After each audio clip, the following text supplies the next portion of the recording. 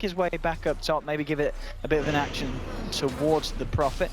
Odin just trading hits here with Jesse, and they'll throw the cast out as well, trying to force him back, but the heals there, Cuckoo as well, moving forward with the Burning Spears and stacking up onto Ake with that decay.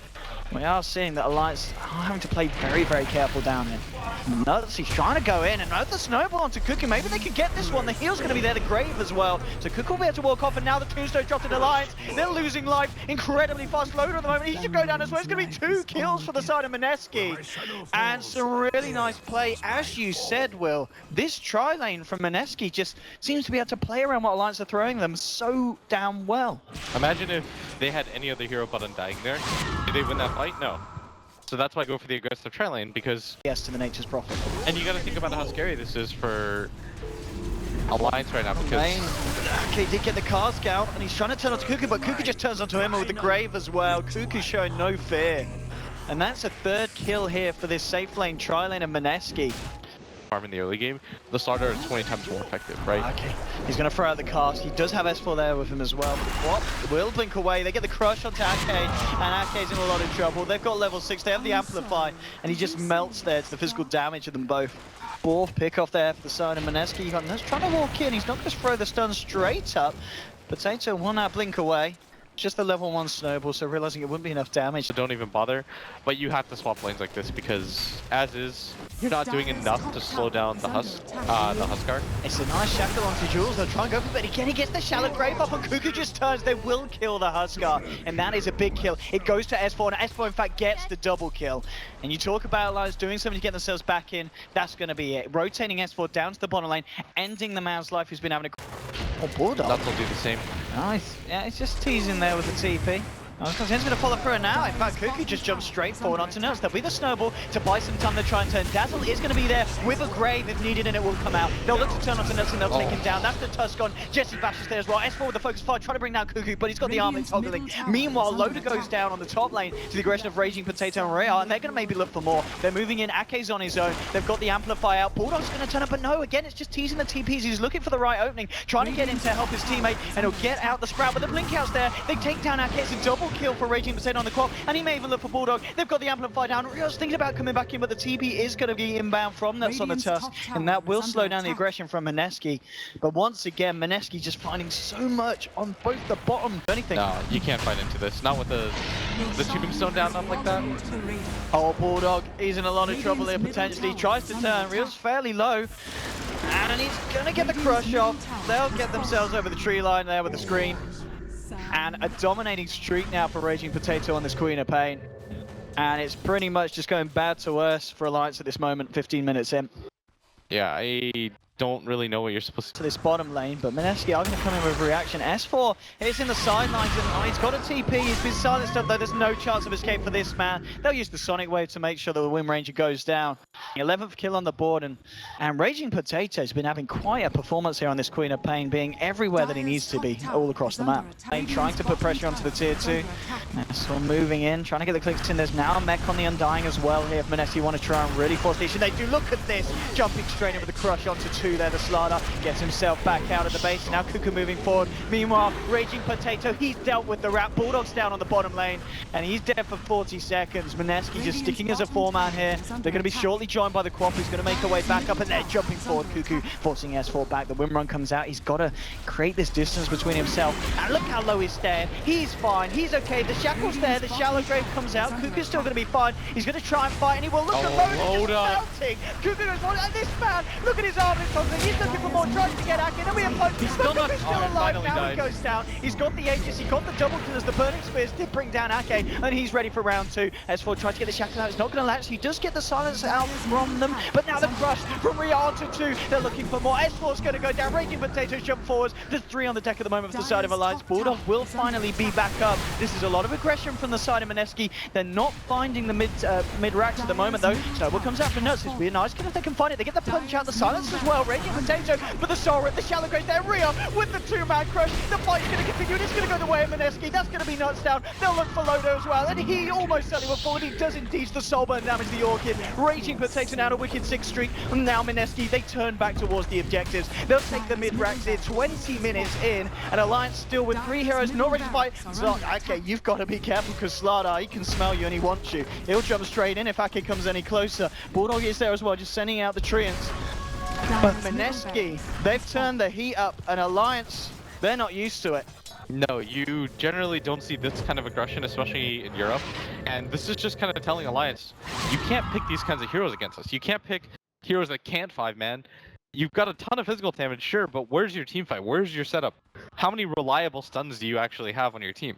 You have pick up if they can get Jesse, but he is going to have that grease to remove the silence. And right, here we go. Shackle comes out first, though. You can't remove that, buddy, Jim. And the Death Ward's going to make work of that. There'll be a crush onto S4, so they did find a kill here, Alliance, bringing it to 317. So it's something, but Mineski, they're not happy. Their Jim is a move Russell. They want to fight. S4 throws at the Shackle, gets it onto Ryo. Lotus there as well. Can they kill the Slardar? That's a big kill if they can, and they can. Slardar's going to go down. This might be it for Alliance, but Cuckoo, he's finally turned up. He takes down the Nature's Prophet. Quap's incredibly low, has to get herself out, but this maybe is the thing. The class from bouncing from Ake. Cuckoo's going to get held in place here. The Sonic Wave comes through, but it's going to be a wet breaking potato. Sonic Wave's his own team. It's not a heal, it's a damaging spell. You fall, and now HUSKAR, he's still going to be there. It doesn't matter though, they missed the Sonic Wave. It's still a clean up for Cuckoo. He's found himself a triple kill. Nuts should go down as well here in the pit. Jules will finish that one off. So Alliance, even though they find some kills, it's still not great. S4 is still alive with the focus fire onto Cuckoo. Bulldog coming back in with the Sprout. There's your Raw Kick. Can they kill him? The toggle's there. Jules throws down the Shallow Grave. Now they'll turn. They'll look for Bulldog here in the pit. He's trying to turn and fight Cuckoo. S4, can he do it? Can he do it? I don't know if he can. He's trying his best here. Bless him, but the heals are there. Cuckoo with the armlet juggling. S4 goes down. It's a double kill for Cuckoo. This man's a monster. That was the best possible fight that you could have had as Alliance, because the second most useful hero in the game misses his level 3 ult completely, and it doesn't even matter. It actually doesn't even matter. Alright, here we go. Alliance are going to go for another attempt here. Jules, he's got an invis rune here, and this might catch Alliance off guard if they try and jump on Cuckoo. I think they know. Killing this man is not going to be an easy feat at all. And S4, oh my goodness. He's going to have to change his underwear after that one. Blink out just in time. Alliance are kind of making these fights close, but something that we should always look at is, are they making any strides when they're getting these fights? Like, are their cores actually getting any farm? The Witch Doctor's kind of close to his Aghanim Scepter, but Bulldog had to slow down a ton of his farm just because he had to buy back for that one. And probably most importantly, Loda's net worth is nearly extinct at this point. Oh, and S4, I think, no, the Mech's going to save him. Okay, can they turn? They get the silence out, but there's the crush from Rio. He looks to try to S4, but S4 gets the win off. He might be able to survive with this. The Death Ward's there as well. The focus fire, they'll take down Slardar. S4's going to be able to live through that one. And Alliance somehow working as a team to keep S4 alive. They get the kill on Slardar. And it is little picks like this that keep Alliance in the game, Will. Yeah, I mean, go them. That actually made things kind of okay for the side of Alliance, because yeah, you were going to give up the Roshan anyways, but getting 2 kills, keeping S4 alive, that's probably the biggest thing. So S4 has a blink now. The Nature's Prophet continues to try to split push the map, but somebody from Mineski is always there, and they're just not allowing him any sort of room. S4, he'd love to chase down Jules it, but no, he's not going to be able to. Okay. Jules is tanky in his own right now. He's got the Solar Crest, the item that we talked about a lot of HUSK. Missed of all of this. Okay, crush onto 2, jump straight forward from Cuckoo's, looking for the easy kill, trying to go for Ake. Cask is there, holding him back, bouncing between them all. The Shackle did latch onto him, but it does force Alliance right back. Loaded now gets the silence out, but the blink is there already for Slardar. He can't quite get that touch in to cancel it. And now Mineski, they're looking for the second set of racks. The Shackle is going to latch again, but look at this potato straight in with the Sonic Wave onto S4. S4's going to go down. He'll buy back straight away. Cuckoo jumps across to the Bulldog, takes down the Nature's Prophet. Now looks for Ake. Ake's going to fall as well. He's down, and now they try and turn towards Nuts. The damage is too much from Mineski. Double kill for Jesse Bash. S4 unloaded, the only ones left alive on the side of Alliance. The rest of the team do not have buybacks. And with 3 heroes dead, Mineski will now look to take the second set of racks. And Alliance, they're not going to be able to stop this one. This is going to be a second set of stronger creeps for Mineski. They will have their team back up in about 30 seconds. So maybe they'll have one more fight in them. But it's going to have to be the best bloody fight of their life. At this point, the Dro just doesn't add anything to the lineup. Her damage is completely inconsequential. Look how little she does when she hits Cuckoo once. At one point, he had 60 armor. This is going to be mega creeps. They're trying their best, but they have to know at this point. 28-minute mega They've creeps. just got to switch it up in game 2. They brought to game 1 was not the right thing to do against Mineski. And Mineski fully punished that. It was just way too greedy. Dude, he's going to jump in. This is the final stance here for Alliance.